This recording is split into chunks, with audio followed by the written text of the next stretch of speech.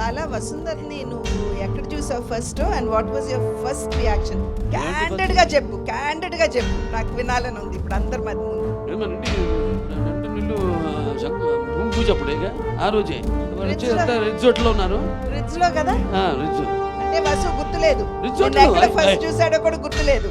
రిజోర్ట్ లో అన్నా, What was your reaction? Fridge లో What was your reaction? Fridge లో అన్నా, రిజ్ లో అన్నా. సరే, ఫస్ట్ నువ్వు చూసిన వెంటనే వాట్ వాజ్ యువర్ రియాక్షన్?